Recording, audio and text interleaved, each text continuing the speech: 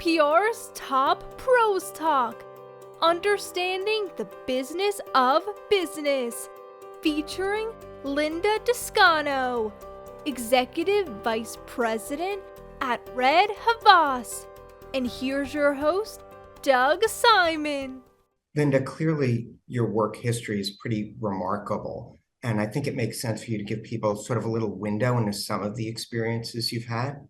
Absolutely. I'm happy to, Doug.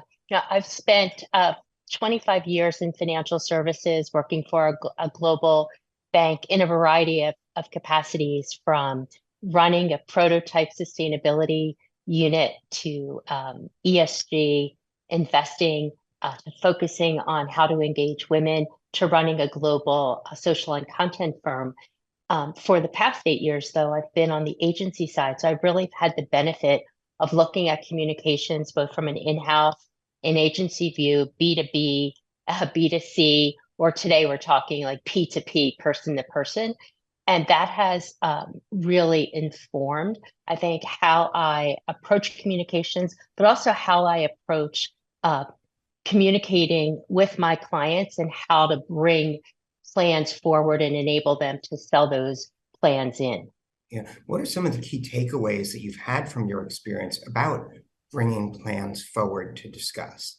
One of the most important skills that a PR professional needs today, and I think this is true across all of communications and marketing, is really to understand the business of business and be able to translate or contextualize communications jargon and language into the language of business, the language that the C-suite speaks.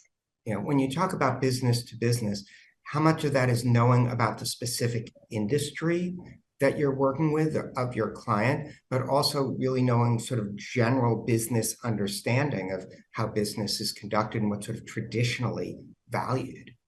I think it's a combination of both, because you really can't understand a client's industry if you don't have basic business acumen. And that means really being able to understand, how to read basic financial statements, how to listen to and analyze an earnings report, how to read an annual report, or, if it's a publicly traded company, a Form 10K, what economics means, what does inflation have to do, or stock price and market valuation. So I think that is fundamental. And then it's also, understanding the industries in which your clients are, working. How do they make money? Who are their competitors? Who owns them? Even if you're working for a nonprofit, what is the profile of their donors? What's the risk profile in the company? Are they very conservative? Are they very entrepreneurial and like to be, leaders versus fast followers? How do they make decisions?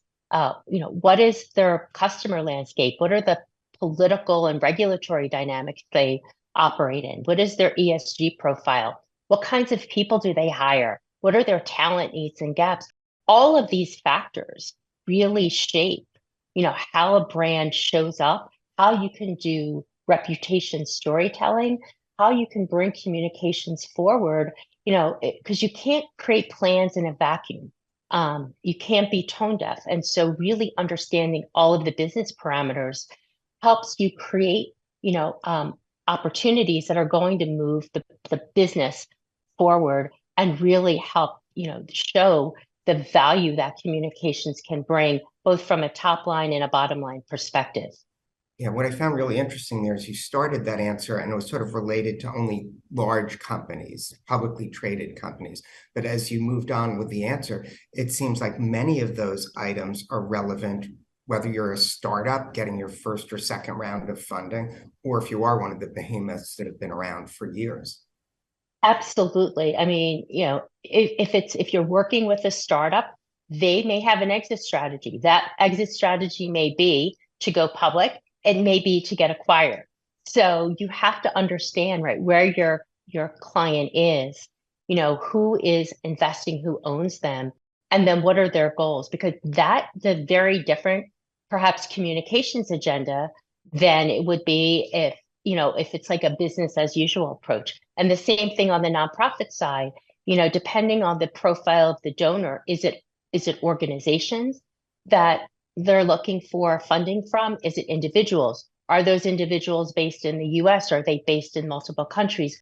So all of these questions really can help you understand, what the opportunity set, what are potential, headwinds, what are potential tailwinds, and that just makes for a richer conversation, but it also ensures that everything you do is laddering up to that overall, business agenda. It also helps you think about the what if.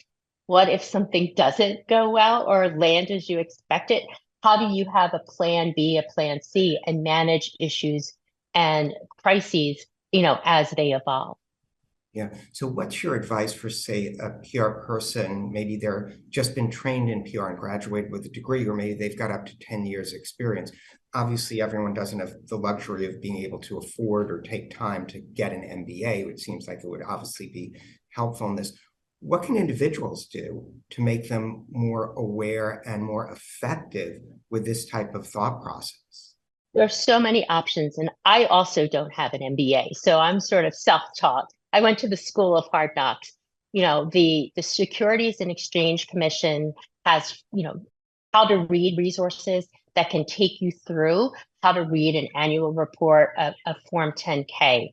The Business Insights blog from Harvard University Online, Investopedia, also have lots of free information to take you through how to read financial statements. Reagan Communications offers a financial boot camp that you can explore. But then many trade associations, trade outlets will produce landscape reports on their industries. And that's a great way for getting a foundational knowledge of what is happening in the industries that you're working on. And then it's, really just investing the time to read the earnings report, listen to the earnings calls, watch interviews with the CEO of the publicly traded company and how they talk about the earnings. And over time, you'll just get familiar with the lexicon, and ask the executives that you work with. Make, a business update and business review part of every quarterly meeting with your client. Seek advice if you're at an agency with more senior account directors and leaders for guidance and insight. But there's a tremendous number of resources that you can tap. And it's about, staying in tune, continuing to read the news, follow with trade press as well, monitor what companies are posting on their website, what they're saying on LinkedIn. All of these resources can help you build that knowledge. Yeah, and we're actually doing some experimenting with ChatGPT, and that seems to be a potentially valuable tool to gain at least top level or sort of surface level, I should say, insights that can guide you further.